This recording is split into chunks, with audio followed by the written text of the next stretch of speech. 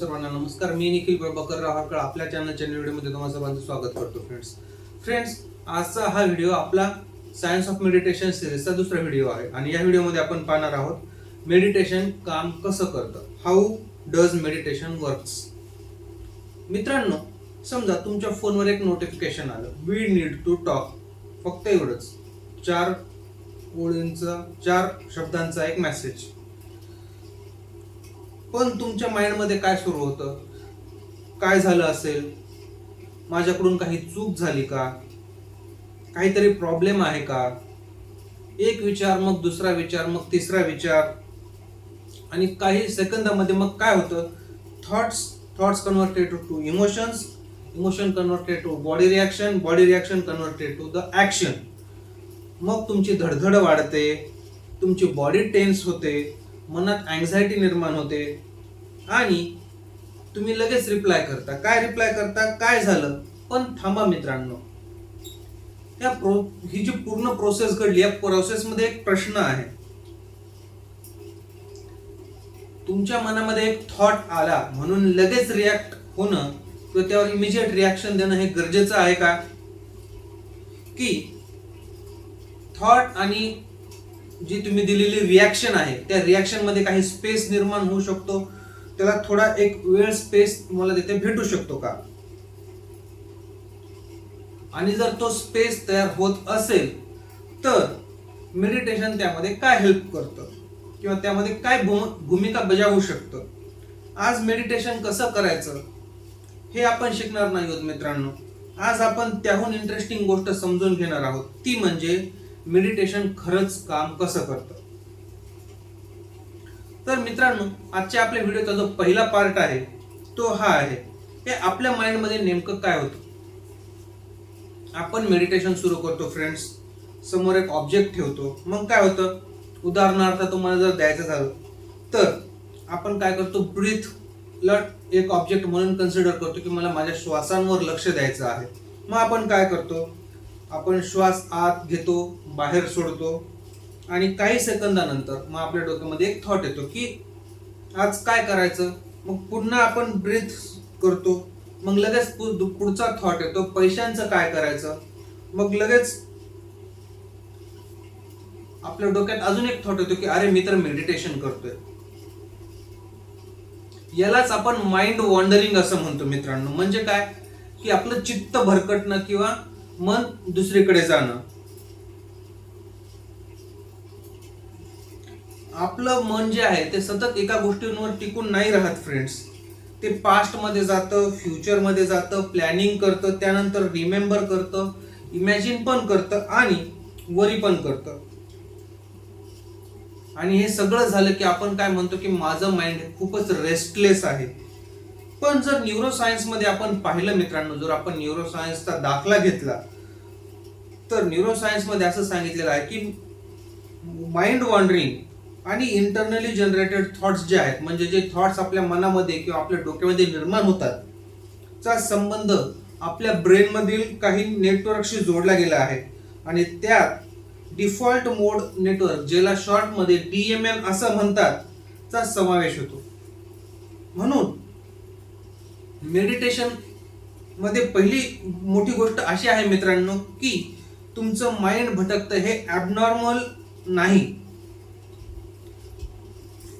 म्हणजे तुमचं जर माइंड भटकतंय, तुमच्या मनामध्ये जर काही विचार येतात, हे ॲबनॉर्मल नाहीये. प्रश्न काय आहे मित्रांनो? प्रश्न हा आहे की मन जर आपलं भटकत असेल, आपल्या मनामध्ये जर विचार येत असतील, तर आपण काय करतो? तर इथेच आपला पार्ट 2 सुरू होतो मित्रांनो. मेडिटेशनची खरी ट्रेनिंग इथूनच सुरू होते.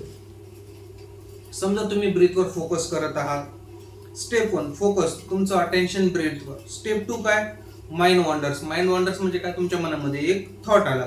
स्टेप 3 अवेअरनेस, म्हणजे तुम्हाला लक्षात आलं की तुमच्या मनामध्ये थॉट आलाय, माझं मन भटकलेलं आहे. स्टेप 4 पुन्हा तुम्ही रिटर्न आला, तुम्ही परत फोकस तुमच्या ब्रीथिंगवर, तुमच्या श्वासांवर केलं. स्टेप 5 पुन्हा थॉट आला आणि ही प्रोसेस पुन्हा आणि पुन्हा आणि पुन्हा ही अशी कन्सिस्टंटली चालू राहते. आता महत्वाची गोष्ट समजून घ्या मित्रांनो. काय? मेडिटेशन मध्ये अटेन्शन जे भटकतं, आपलं जे लक्ष विचलित होतं, हे होणं म्हणजे नेहमी त्याचा अर्थ असा नसतो की हे फेल्युअर आहे. पण जर तुम्हाला हे भटकणं, तुमचं मन भरकटणं हे लक्षात आलं आणि मग तुम्ही परत आलात फोकस्ड अटेन्शन मेडिटेशन मध्ये निवडलेल्या ऑब्जेक्टवर अटेन्शन ठेवणे आणि भरकटलेलं अटेन्शन पुन्हा रिडायरेक्ट करणे, हा एक महत्वाचा ट्रेनिंग मानला जातो. म्हणजे तुम्ही जेव्हा मेडिटेशन करता, त्या मेडिटेशन मध्ये तुमचं जर मन भटकलेलं असेल तर ते मन भटकणं हे तुम्हाला लक्षात येणं आणि ते मन तुम्ही पुनश्च तुमच्या श्वासावर केंद्रित करणं, हा मेडिटेशन प्रॅक्टिस मध्ये एक खूप महत्वाचा कंपोनंट आहे मित्रांनो. म्हणजे रिटर्न हा मेडिटेशनचा एक महत्वाचा भाग आहे. हे तुम्ही ह्या पॉइंट मधून समजून घ्या मित्रांनो, किंवा हे तुम्ही पक्क ध्यानात ठेवा. आता आपण आपल्या व्हिडिओच्या तिसऱ्या पार्टकडे येतो आहोत मित्रांनो. यामध्ये आपण पाहतो आहोत की अटेन्शन म्हणजे मेंटल मसल. जेव्हा आपण फिजिकल एक्सरसाइजेस करतो मित्रांनो, जेव्हा आपण मसल ट्रेन करतो, तसं जर आपण मेटाफोरिकली बघितलं तर मेडिटेशन मध्ये सांगायचं झालं तर अटेन्शन जे आहे ते आपलं मसल ट्रेनिंग आहे. आपण त्याचा सराव करतो. आपण अटेन्शन कसं आपलं फोकस एका गोष्टीकडे ठेवायचं त्याचा आपण सराव करत असतो. पण इथे आपण थोडं सावध राहूया मित्रांनो. काय याचा अर्थ असा नाही होत की जेव्हा तुम्ही मेडिटेशन करता लगेच तुमचा ब्रेन जो आहे तो एक सुपर ह्युमन होईल. सायंटिफिक रिसर्च मध्ये सस्टेन्ड अटेन्शन आणि अटेन्शन कंट्रोलवर मेडिटेशनचे संभाव्य फायदे अभ्यासले गेलेले आहेत मित्रांनो. आणि त्यामध्ये काय सांगितलेलं आहे, 2025च्या एका रिव्ह्यू मध्ये फोकस्ड अटेन्शन आणि ओपन मॉनिटरिंग प्रॅक्टिसेस संबंधी अटेन्शन आउटकमवर प्रॉमिसिंग फाइंडिंग्स सापडल्या आहेत. म्हणजे त्यांना खूप अशा काही गोष्टी सापडल्या आहेत ज्या की ह्या दोन गोष्टींशी आणि मेडिटेशनची आपल्या मनाचा आणि अटेन्शनचा संबंध जाणवून देतात. काय या स्टडीज मध्ये थोडे मेथोडॉलॉजिकल डिफरन्सेस आहेत आणि त्यामुळे जे क्लेम्स आहेत त्या मेडिटेशन्स बद्दल किंवा आपण जे मेडिटेशन बद्दल क्लेम करतो की मेडिटेशन झाल्यावर मला खूप चांगलं वाटलं किंवा हे जे क्लेम्स आहेत हे क्लेम तुम्हाला जो कन्स्टेक्ट तुम्ही जे करताय, तुम्ही ज्या गोष्टीसाठी मेडिटेशन करताय, तुमचा जो कॉन्टेक्स्ट आहे त्या कॉन्टेक्स्टला अनुसरूनच असले पाहिजेत. म्हणून आपण एवढंच म्हणू शकतो मित्रांनो की मेडिटेशन मध्ये अटेन्शन आणि रिपीटेडली नोटिसेस स्टॅबिलायझेशन आणि आपलं जे रिडायरेक्ट करणं आहे, म्हणजे आपले थॉट पुनश्च जागेवर आणणं जे आहे त्याचा सराव होतो मित्रांनो. आता आपण आपल्या व्हिडिओच्या पार्ट 4 कडे येऊयात मित्रांनो. मग आपण आता हे पाहूयात मित्रांनो की हे जर असं असेल, जर आपण फक्त अटेन्शनचा आणि आपले थॉट रिडायरेक्शन करण्याचा सराव करत असू तर मग याचं आपल्या ब्रेन मध्ये नेमकं होतं काय. आपण आता थोडं डीपर जाऊया मित्रांनो. काय मेडिटेशन रिसर्च मध्ये ब्रेन कडे पाहताना काही नेटवर्क्स वारंवार चर्चेत येतात. त्यातलं पहिलं जे आहे डिफॉल्ट नेटवर्क मोड. हे जे नेटवर्क आहे हे सेल्फ रिलेटेड थिंकिंग आणि माइंड वॉन्डरिंग सारख्या प्रोसेस सोबत संबंधित आहे. त्यानंतर दुसरा जो आपला मोड आहे तो आहे एक्झिक्युटिव्ह किंवा कंट्रोल मोड. हा जो एक्झिक्युटिव्ह किंवा कंट्रोल मोड आहे तो अटेन्शन टिकवणे, गोल डायरेक्शन बिहेवियर सेट करणे आणि कॉग्निटिव्ह कंट्रोलशी संबंधित आहे. त्यानंतर सायलियन्स नेटवर्क म्हणून एक तिसरा प्रकार आहे मित्रांनो. तो काय करतो, तो याच्याशी रिलेटेड आहे की काय महत्वाचं हे आहे हे डिटेक्ट करण्यामध्ये आणि अटेन्शन शिफ्ट करण्यामध्ये भूमिका बजावणे. म्हणजे जे महत्वाचं आहे त्याच्याकडे अटेन्शन नेणे आणि जे आपलं मन भरकटलेलं आहे त्याला बायपास करणे हे काम सायलियन्स नेटवर्क करत असतं. मित्रांनो, मेडिटेशन रिसर्च मध्ये या नेटवर्कच्या ऍक्टिव्हिटी आणि कनेक्टिव्हिटी मध्ये विविध प्रकारचे बदल नोंदवले गेलेले आहेत आणि अभ्यासलेही गेलेले आहेत. पण एक महत्वाची गोष्ट अशी आहे की मेडिटेशन मध्ये DMN बंद करा, म्हणजे जे डायरेक्ट नेटवर्क मोड आहे तो बंद करा आणि ब्रेन परफेक्ट करा, इतकी सिंपल सायन्स नाहीये. वेगवेगळ्या मेडिटेशन टेक्निक्स, आपली अनुभवाची पातळी, त्यानंतर तुमचं जे ड्युरेशन आणि स्टडी डिझाईन्स आहेत, म्हणजे ज्या तुम्ही स्टडीवर किंवा ज्या प्रोसेसनं ज्या टेक्निकने तुम्ही मेडिटेशन करत आहात त्यानुसार तुमच्या मेडिटेशनच्या फाइंडिंग्स ज्या आहेत त्या चेंज होतात. तुमचे जे रिसेंट रिव्ह्यूज येतात त्यामध्ये DMN, सायलियन्स आणि कंट्रोल एक्झिक्युटिव्ह नेटवर्क मध्ये दोन्ही प्रकारचे काही ठिकाणी मित्रांनो असं झालेलं आहे की काही ठिकाणी त्याचे पॉझिटिव्ह परिणाम बघायला भेटलेले आहेत आणि काही ठिकाणी डिक्रीजेस बघायला भेटलेले आहेत, म्हणजे परिणाम हवे तसे भेटलेले नाहीयेत. कनेक्टिव्हिटी चेंजेस नोंदवले गेलेले आहेत. म्हणजे काय की सायन्सला आपण ओव्हर सिम्प्लिफाय करू शकत नाही. या ठिकाणी आपण असं नाही म्हणू शकत की मी मेडिटेशन केलं तर माझ्यासोबत असंच होईल. कधी कधी त्याचे तुम्हाला पॉझिटिव्ह रिझल्ट बघायला भेटतील, कधी कधी मेडिटेशन हे बघा मित्रांनो, मेडिटेशन ही लॉंग टर्म प्रोसेस आहे आणि यामध्ये काय होतं की तुम्हाला जर पॉझिटिव्ह रिझल्ट पाहिजे असतील तर तुम्हाला कन्सिस्टंटली त्या प्रोसेसमध्ये गुंतून राहावं लागतं. सायमल्टेनियसली ते प्रॅक्टिसेस चालू ठेवावे लागतात.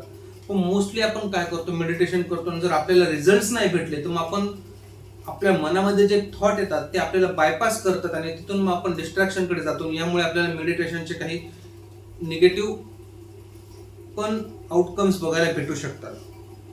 आता आपल्या व्हिडिओचा 5वा पार्ट इथे चालू होतोय मित्रांनो. त्यामध्ये आपण काय पाहणार आहोत की मेडिटेशन थॉट्स कमी करतं का, म्हणजे आपल्या मनामध्ये जे थॉट्स येतात ते मेडिटेशनमुळे कमी होतात का, हा प्रश्न खूप लोक विचारतात मित्रांनो.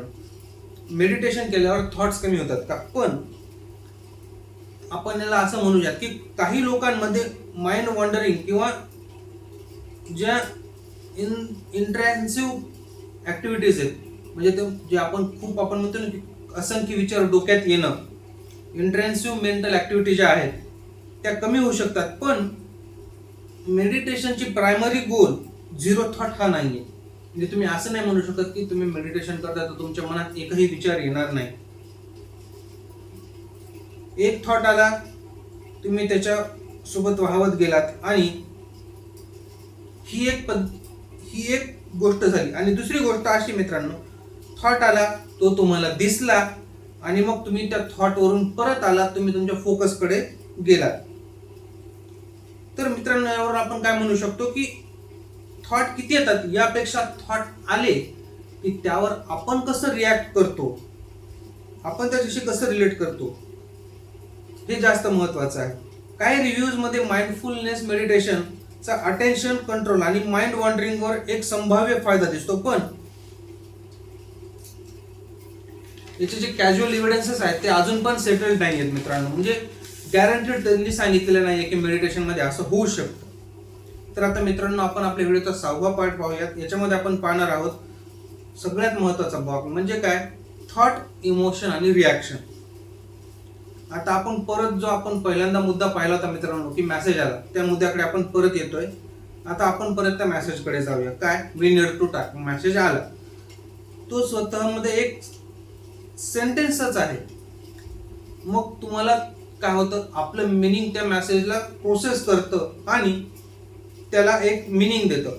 इव्हेंट काय होतो, वी नीड टू टॉक हा एक इव्हेंट, त्याला तुम्ही एक इव्हेंट समजा. हा इव्हेंट झाला, मग त्याचं इंटरप्रेशन आपण करतो, त्याचं इंटरप्रिटेशन आपण करतो. इंटरप्रिटेशन काय होतं की काहीतरी रॉंग आहे, काहीतरी चुकलंय. इमोशन आपल्याला येते की आपण अँझायटी येते, आपल्याला आपण परेशान होतो. आपली बॉडीला काय रिॲक्ट करते, टेन्शन येतं, आपला हार्ट रेट वाढतो आणि रेस्टलेसनेस आपल्यामध्ये येतो. आता याची रिॲक्शन काय झालं. आता मेडिटेशन काय करणार, मेसेज डिलीट आपण करत नाही, दुसऱ्या व्यक्तीला आपण बदलू शकत नाही, मग फ्युचर सांगणार नाही. आता मित्रांनो इथे आपल्याला काय होऊ शकतं बघा, ऑब्झर्व करा. पण जर तुम्हाला तुमच्या इंटरनल प्रोसेसची जाणीव झाली, समजा हा मेसेज आला, ठीक आहे मी याचा अर्थ लावतोय, की मला मेसेज आला तर ठीक आहे मी याला प्रोसेस करतोय, याचा मी अर्थ लावतोय. माझ्या बॉडीमध्ये टेन्शन आहे, माइंडमध्ये फिअर तयार होत आहे, मला काहीतरी वाटतं की काहीतरी गडबड झाली म्हणजे आपल्याला टेन्शन येतं. मग वाटतं की यार असं झालं असेल का, तसं झालं असेल का, हा फिअर आपल्या डोक्यामध्ये येतोय.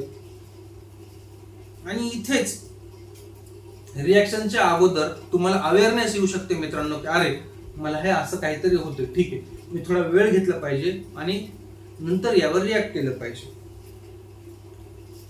तर मित्रांनो आता आपला जो व्हिडिओचा पार्ट 7 आहे तो आपण पाहूया. तो असा आहे की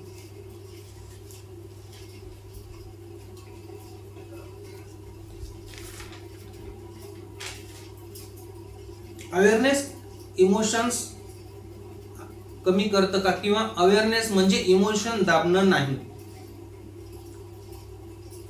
हा एक डिस्टिंक्शन फार महत्वाचा आहे मित्रांनो, हे आपण खूप जाणीवपूर्वक समजून घेतलं पाहिजे. मेडिटेशन म्हणजे राग येऊ नये असं नाही, किंवा अँझायटी जाणवू नये असंही नाही. मला अँझायटी जाणवत आहे हे नोटीस करणं, किंवा मला राग येतोय हे नोटीस करणं, माझी बॉडी स्ट्रेस झाली हे नोटीस करणं,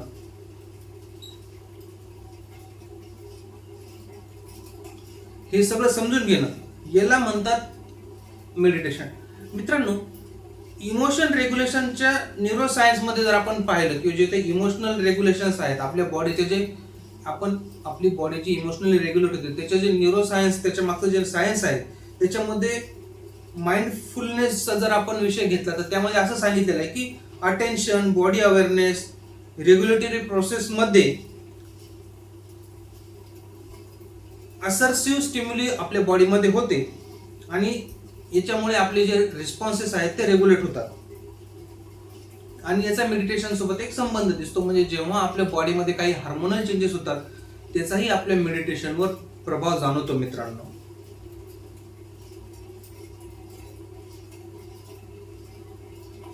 तर इथे आपण एकच गोष्ट समजून घेतो काय मित्रांनो, की जेव्हा आपण मेडिटेशन करतो तर मेडिटेशन प्रॅक्टिसेसमुळे तुमचे जे इमोशन्स आहेत त्या इमोशन्स सोबत तुम्हाला कॉन्शियसली डील करण्याची कॅपॅसिटी डेव्हलप होण्यास एक मदत होत असते. आणि यासाठी तुमचे हार्मोन्स, तुमचे इमोशन्स, तुमचे प्रॅक्टिसेस, तुम्ही कोणत्या प्रकारचं मेडिटेशन करता हे सगळं त्याच्याशी अवलंबून असतं मित्रांनो. आता आपल्या व्हिडिओचा इथे 8वा पार्ट येतोय मित्रांनो, आणि यामध्ये आपण आपल्या बॉडीकडे येऊया. तर काय मित्रांनो, हे आपण समजून घेतलं पाहिजे की जेव्हा आपल्या माइंडमध्ये एक थॉट येतो, तो थॉट फक्त माइंडमध्ये येत नाही, हा थॉटचा जो परिणाम आहे तो पूर्ण आपल्या शरीरावर होत असतो. आता याचं एक उदाहरण घेऊया आपण. आपल्याला असं वाटतं की काहीतरी चुकीचं होणार आहे आणि लगेच आपल्याला असं जाणवलं की आपला हार्ट रेट वाढतो. मग काय होतं, आपले जे मसल्स आहेत ते टेन्स होतात, आपली जी ब्रीदिंग आहे ती बदलू शकते, ती स्लो होऊ शकते किंवा एकदम वाढू शकते, आपला रेस्टलेसनेस वाढतो, आणि यालाच आपण स्ट्रेस रिस्पॉन्सच्या कॉन्टेक्स्ट मध्ये पाहतो. मित्रांनो, आपण जर याचा सायकोलॉजिकल मेजर्सवर अभ्यास केला तर याच्यामध्ये असं सांगण्यात आलं आहे की कॉर्टिसॉल आणि ब्लड प्रेशर सारख्या मार्कर्स मध्ये मेडिटेशन मध्ये सुधारणा होते. म्हणजे जर तुम्ही कन्सिस्टंटली मेडिटेशन केलं तर तुमचं कॉर्टिसॉल जे आहे, ज्याला की आपण हॅपी हार्मोन म्हणतो, ते वाढू शकतं, म्हणजे तुम्हाला आनंदी वाटू शकतं, आणि तुमचं जे ब्लड प्रेशर आहे ते कमी होऊ शकतं. पण याचे जे रिझल्ट आहेत ते स्टडीजनुसार सगळ्या लोकांमध्ये एक समान नाहीत. म्हणून पुन्हा आपण असं म्हणू शकतो की मेडिटेशन म्हणजे स्ट्रेस पूर्णपणे बंद करत नाही. त्याऐवजी आपण असं म्हणू शकतो की मेडिटेशन स्ट्रेस रिस्पॉन्सची आपली जी रिलेशनशिप आहे ती बदलण्यास मदत करू शकतो. म्हणजे काय की आपण जेव्हा मेडिटेशन करतो तेव्हा आपली जी स्ट्रेस हँडल करण्याची कॅपॅसिटी आहे ती वाढते, आणि आपण एखाद्या स्ट्रेसफुल सिच्युएशनलाही नॉर्मली हँडल करू शकतो. तिथे आपल्या बॉडीवर त्याचा कुठलाही परिणाम होत नाही. आता आपण एक छोटा रिअल लाईफ एक्सपेरिमेंट करूया मित्रांनो. हाच आपल्या व्हिडिओचा 9वा पार्ट आहे. यामध्ये आपण पाहूया की एक छोटा एक्सपेरिमेंट. पुढच्या वेळेस जर तुम्हाला कोणी ट्रिगर केलं किंवा एखादा मेसेज पाहून तुम्हाला जर अँझायटी आली किंवा कोणी जर तुम्हाला क्रिटिसाइज केलं तर त्यावेळेस तुम्ही काय करायचं, तुम्ही त्यावेळेस ताबडतोब रिॲक्ट नाही करायचं मित्रांनो. फक्त 3 गोष्टी तुम्हाला ऑब्झर्व करायच्या. पहिली, माझ्या माइंडमध्ये कोणता थॉट आला. दुसरी, माझ्या बॉडीमध्ये या गोष्टीमुळे किंवा मला क्रिटिसाइज केल्यामुळे किंवा मला कोणी काहीतरी बोलल्यामुळे माझ्या बॉडीमध्ये काय झालं. आणि तिसरी, की मला हे सगळं जाणवल्यावर मला लगेच काय करावं वाटलं. बस हे 3 गोष्टी जर तुम्ही ऑब्झर्व केला, थॉट, बॉडी, अर्ज, मग पॉज, हा मेडिटेशन नाही मित्रांनो. पण मेडिटेशन मध्ये कल्टिवेट केली जाणारी अवेअरनेस जी आहे ती रिअल लाईफ मध्ये कशी उपयोगी पडू शकते याचं एक छोटं डेमॉन्स्ट्रेशन आहे. म्हणजे जेव्हा तुम्ही या गोष्टी जाणीवपूर्वक करता की तुम्हाला लक्षात येतं की अरे मी ट्रिगर होतोय किंवा मला कोणीतरी उकसवतंय, आणि त्यावेळेस मग जेव्हा तुम्हाला ही गोष्ट लक्षात येते, जेव्हा तुम्ही अवेअर होता, त्यावेळेस तुम्ही थोडं पेशंटफुली, थोडं शांततेने विचार करून त्या गोष्टीवर रिॲक्ट करता. आणि मित्रांनो, हेच एक डेमॉन्स्ट्रेशन आहे की मेडिटेशन कशा पद्धतीने तुम्हाला हेल्प करू शकतं तुमचं अँगर कंट्रोलसाठी, तुमच्या अँझायटी कंट्रोलसाठी, तुमच्या इमोशनल कंट्रोलसाठी किंवा तुमच्या थॉट प्रोसेस कंट्रोलसाठी सुद्धा.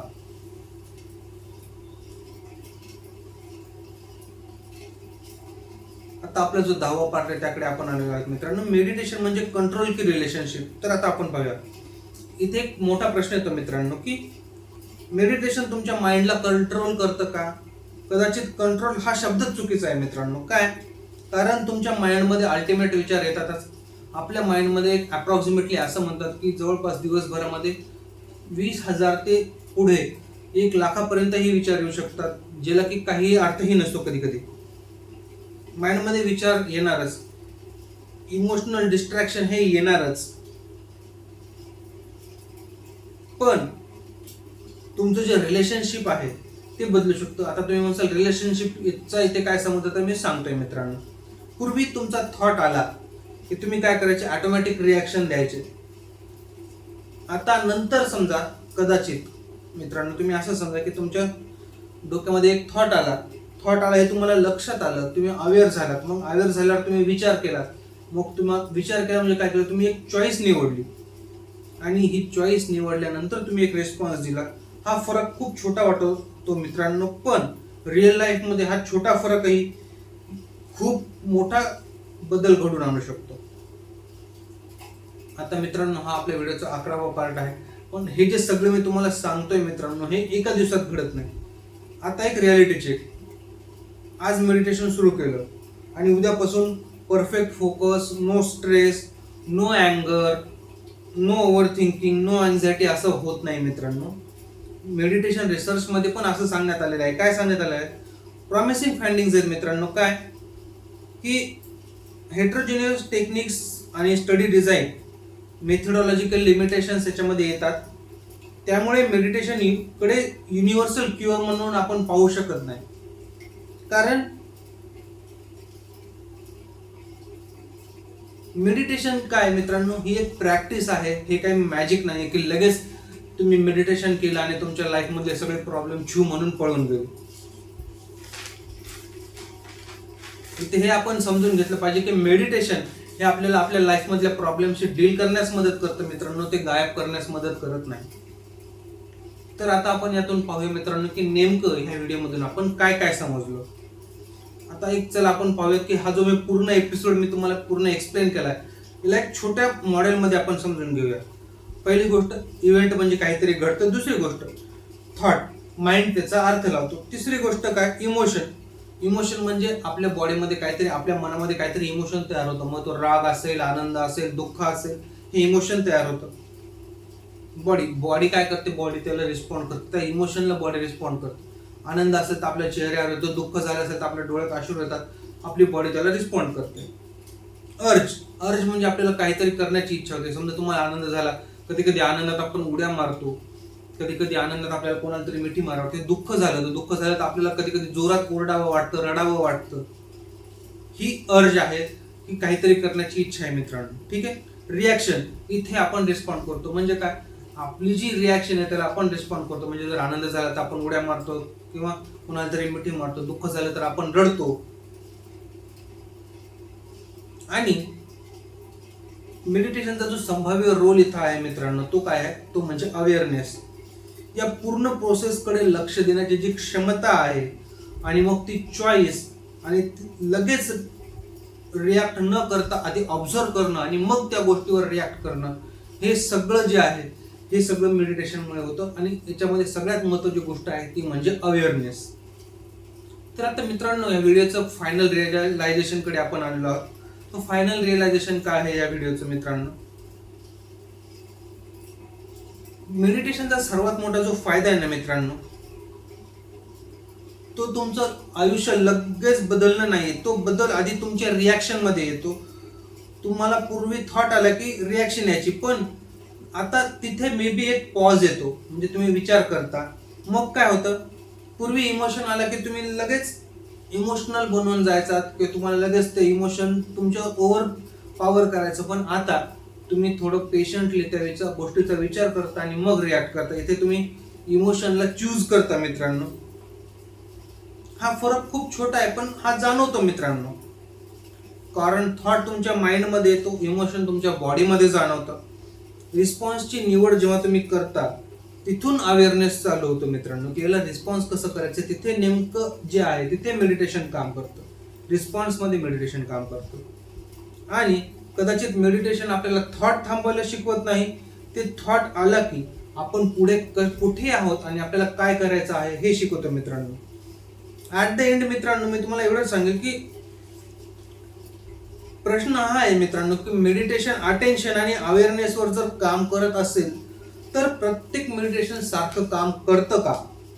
नाही. मेडिटेशनचे अनेक प्रकार आहेत मित्रांनो.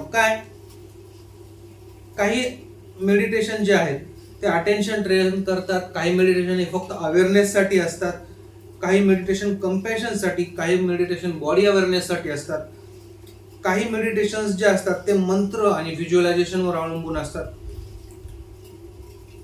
तर मग मित्रांनो, आता आपल्याला हाही प्रश्न पडू शकतो की माझ्यासाठी योग्य मेडिटेशन कोणतं? फोकससाठी कोणतं मेडिटेशन करायला पाहिजे? स्ट्रेस जर मला येत असेल तर त्यासाठी मी काय मेडिटेशन करायला पाहिजे? जर मला झोप येत नसेल, मला स्लीप प्रॉब्लेम असतील तर त्यासाठी मी काय मेडिटेशन करायला पाहिजे? इमोशनल कंट्रोल करण्यासाठी मी काय मेडिटेशन करायला पाहिजे? सेल्फ अवेअरनेस साठी मी कोणत्या प्रकारचे मेडिटेशन करायला पाहिजे? मॅनिफेस्टेशन साठी आणि प्रत्येक टेक्निकच्या स्पेसिफिक बेसिसचं तुम्हाला उत्तर मिळेल मित्रांनो, पण ते उद्याच्या एपिसोडमध्ये. Episode number 3, types of meditation. This is it for today. This is Nikhil Harkal talks, real life, real result. जर व्हिडिओ आवडला असेल मित्रांनो तर लाईक शेअर नक्की करा. तुम्हाला व्हिडिओमध्ये काय आवडलं, काय खटकलं हे मला कमेंटमध्ये नक्की सांगा. आणि चॅनलला सबस्क्राईब नक्की करा मित्रांनो. जर तुम्हाला व्हिडिओ आवडला असेल तर व्हिडिओला हाईप करा, शेअर करा मित्रांनो. This is it for today. This is Nikhil Harkal talks, real life, real result. Thank you मित्रांनो.